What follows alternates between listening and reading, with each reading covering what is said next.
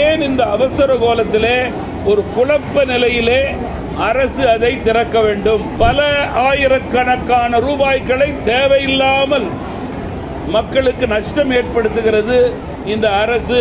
பல இடங்களிலே பாதிக்கப்பட்டவர்களுக்கு இன்னும் முழுமையாக நிவாரணம் போய் சேரவில்லை. மீண்டும் மழை அங்கே துவங்கி இருக்கிறது.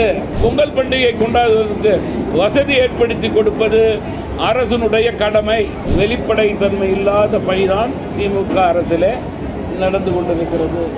இதற்கு மூடுவிழா நடத்த வேண்டும் என்பதுதான் தமிழ் மாநில காங்கிரஸ் கட்சியினுடைய கோரிக்கை. உபயோகமாக இருக்கின்ற நல்ல பல பணிகளை செய்யலாம். நல்ல யோஜனை பாராளுமன்றத்திலே நான் பேசுகிறேன். இந்த கேளம்பாக்கம் பஸ் நிலையத்தை பொறுத்தவரையிலே ஏன் இந்த அவசர கோலத்திலே ஒரு குழப்ப நிலையிலே அரசு அதை திறக்க வேண்டும்? மக்களுக்கு முழு வசதியையும் 100% உறுதி செய்து கொண்டுதான் அதை அவர்கள் திறந்திருக்க வேண்டும்.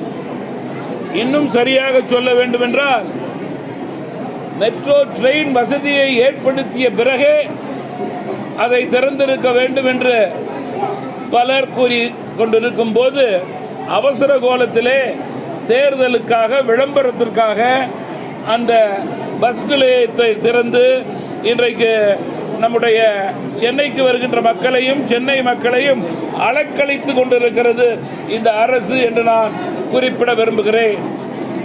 இவைகளெல்லாம் அங்கே முறையாக பஸ் சர்வீஸ் இருக்க வேண்டும், மெட்ரோ வர வேண்டும். இதற்கிடையிலே தமிழக அரசை பொறுத்தவரையிலே கேளம்பாக்கத்திலிருந்து மீனம்பாக்கம் வரையிலாவது நம்முடைய மக்களுக்கு இலவச பேருந்தை சில மாதங்கள் கொடுக்க வேண்டும். இல்லை என்றால் பல ஆயிரக்கணக்கான ரூபாய்களை தேவையில்லாமல் மக்களுக்கு நஷ்டம் ஏற்படுத்துகிறது இந்த அரசு. ஒரு கடைசியிலிருந்து இன்னொரு கடைசி அவர்களை அலக்களிக்க வேண்டுமென்றால் அதற்கு அவர்களுக்கு பணம் தேவை என்பதை இந்த அரசு உணர்ந்து செயல்பட வேண்டும். போதைப் பொருள் நடமாட்டம் கல்லூரிகளிலும் பள்ளிகளிலும் அதிகரித்து கொண்டு போகிறது. நேற்றைய தினம் காலை தமிழ் மாநில காங்கிரஸ் கட்சியினுடைய மாணவர் அணியினுடைய 10வது செயற்குழு சென்னையிலே நடைபெற்றது. அந்த கூட்டத்திலும் நான் இதை வலியுறுத்தினேன். போதைப் பொருள் நடமாட்டத்திற்கு முற்றுப்புள்ளி வைக்கக்கூடிய அரசாக இந்த அரசு செயல்பட வேண்டும். தவறு செய்பவர்கள் அதிகபட்ச தண்டனை கொடுத்து தண்டிக்கப்பட வேண்டும் என்று தமாக வலியுறுத்துகிறது. நீங்கள் ஏதாவது கேள்வி கேட்டால் சொல்லுங்கள் சார். தென் மாவட்டங்கள் குறிப்பாக தூத்துக்குடி, திருநெல்வேலியில் சில பகுதிகள், தூத்துக்குடியில் திருச்செந்தூர், ஸ்ரீவைகுண்டம் போன்ற ஏரல் போன்ற பகுதிகளெல்லாம் மிகப்பெரிய அளவிலே பாதிக்கப்பட்டது. நான் பாராளுமன்றத்தில் 2 முறை குரல் கொடுத்தேன். பாராளுமன்றம் தொடர்ந்து நடந்து கொண்டு இருந்ததனால் 7வது நாள் தானே போனோம். 7வது நாள் நான் தூத்துக்குடிக்கு மரியாதைக்குரிய இங்கே தூத்துக்குடியினுடைய மாவட்ட தலைவர் ஐயா கதிர்வேல் அவர்கள் இங்கே வந்திருக்கிறார்கள். அவர்கள் அங்கே மாவட்ட தலைவர் விஜயசீலன் எல்லாம் கிட்டத்தட்ட ஒரு 15 இடங்களுக்கு சென்றிருக்கிறோம். 7 நாட்களுக்கு பிறகு 15 இடங்களிலே முழங்கால் அளவுக்கு தண்ணீர் நின்றதை நான் இங்கே குறிப்பிட விரும்புகிறேன். அந்த மக்களெல்லாம் எங்களிடம் வந்து, எங்களுக்கு நிவாரணம் வேண்டாம், எங்களுக்கு பணம் வேண்டாம், உணவு வேண்டாம், இந்த தண்ணீரை எப்படியாவது 6-7 நாட்களுக்கு பிறகு இங்கே இருந்து எடுத்து விடுங்கள், நாங்கள் வேலை செய்து உழைத்து பிழைத்து கொண்டு என்று எங்களுக்கு கேட்டபோது நாங்கள் மனமுருகி போனோம். அந்த வகையிலே பல இடங்களிலே பாதிக்கப்பட்டவர்களுக்கு இன்னும் முழுமையாக நிவாரணம் போய் சேரவில்லை. மீண்டும் மழை அங்கே துவங்கி இருக்கிறது. அரசனுடைய சோர்வான பணியை தட்டி எழுப்ப வேண்டிய கட்டாயத்திலே எதிர்கட்சிகள் இருக்கிறோம்.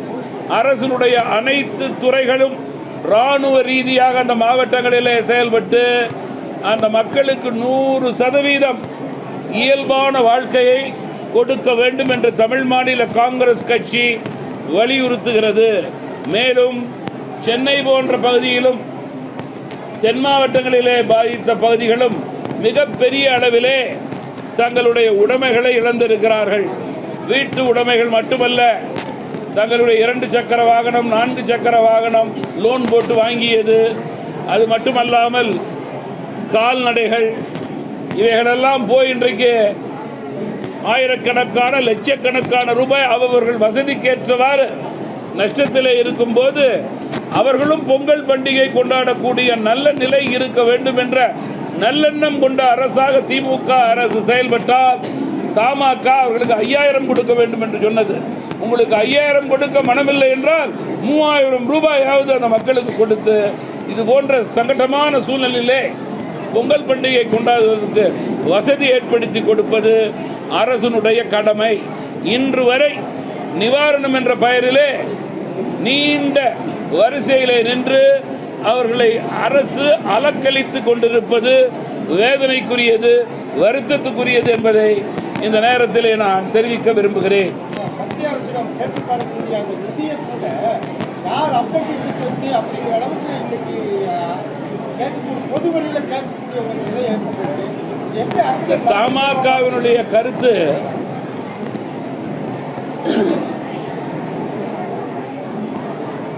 மத்திய மாநில அரசுகள் அரசியலுக்கு அப்பாற்பட்டு பாதிக்கப்பட்ட மக்களுக்கு தமிழகம் மட்டுமல்ல இந்தியாவில் எந்த மாவட்டமாக இருந்தாலும் அந்தந்த மாவட்ட அரசும் மத்திய அரசும் உதவி செய்ய வேண்டியது அவர்களுடைய கடமை. அந்த கடமையை அரசியலுக்கு அப்பாற்பட்டு செய்ய வேண்டும். மத்திய அரசை பொறுத்தவரையிலே மாற்றாந்தான் மனப்பான்மை இல்லாமல் இந்தியாவில் உள்ள அனைத்து மாநிலங்களிலே நடைபெறும் பேரிடர்களுக்கும் சரி, மழை வெள்ளத்திற்கும் சரி, முறையாக சரியாக அந்த மக்களுடைய எண்ணங்களை பிரதிபலிக்க முயல்கிறது. அதற்கேற்றவாறு படிப்படியாக நிவாரணத் தொகையை கொடுக்கிறது. அதிலே வெளிப்படைத்தன்மையோடு செயல்பட வேண்டியது தமிழக அரசினுடைய கடமை. ஏற்கனவே சென்னையிலே பல கோடி ரூபாய்களுக்கு வடிகால் பணி செய்தது. இன்றைக்கு மழை பெய்யும் போது சென்னையிலே வாகனங்களுக்கு பதிலாக படகுகள் ஓடியதை சென்னை மக்கள் பல இடங்களிலே பார்த்ததை நான் நினைவு கூற விரும்புகிறேன்.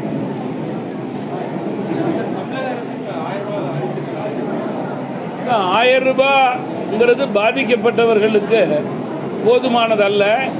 திமுக ஆட்சியிலே இல்லாத போது, எதிர்கட்சியாக இருந்தபோது, அன்றைக்கு அதிமுக ஆட்சியில் இருந்தபோது 5000 ரூபாய் கொடுக்க வேண்டும் என்று கூறியவர்கள் இன்றைக்கு சரிபாதி கூட அதிலே கொடுக்க தவறினால் ஏழை எளிய நடுத்தர மக்கள் மீது அவர்களுக்கு அக்கறை இல்லை என்று நிரூபணம் ஆகிறது. அனுமதி இல்லாமல் சமீபத்தில் செயல்பட்ட மதுபான பார்கள், டாஸ்மாக் பார்கள் அடைக்கப்பட்டது. ஆனால் மீண்டும் அந்த பார்கள்லாம் அனுமதி இல்லாமல் செயல்படுது. இப்போ அதற்கான டெண்டரும் செயல்பட்டு அப்போ இத்தனை 3 வருட காலமாக அரசுக்கு ஏற்பட்டுள்ள அந்த நிதி இழப்பை யார் சரிப்படுத்துவது? இது எந்த மாதிரியான போக்காக பார்க்கணும்? இது போல தான் சரிப்படுத்தணும். மத்திய அரசிட்ட மேலும் மேலும் நிவாரணம் கேட்கணும். ஏன் சார், நான் என்ன சொல்றேன்னா, டாஸ்மாக் என்றாலே வெளிப்படைத்தன்மை இல்லாத பணிதான் திமுக அரசிலே நடந்து கொண்டிருக்கிறது. இதற்கு மூடுவிழா நடத்த வேண்டும் என்பதுதான் தமிழ் மாநில காங்கிரஸ் கட்சியினுடைய கோரிக்கை. இதன் அடிப்படையிலேயே போதைப் பொருள் விற்கப்படுகிறது. இந்த 2 அடிப்படையிலேயே சட்டம் ஒழுங்கு சீர்குலைந்து நிற்கிறது.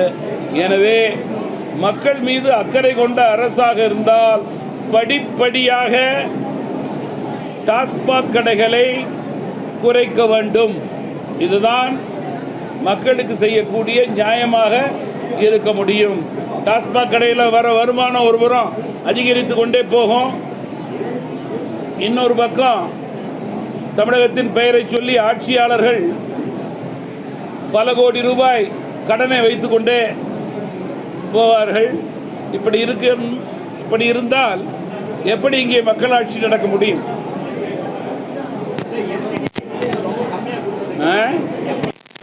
உறுப்பினர் நிதி எவ்வளவு கொடுத்தாலும் மக்களுக்கு முழுமையாக போய் சேரும் என்பதிலே மாற்று கருத்து கிடையாது. அந்த பாராளுமன்றத்திலே உபயோகமாக இருக்கின்ற நல்ல பல பணிகளை செய்யலாம்.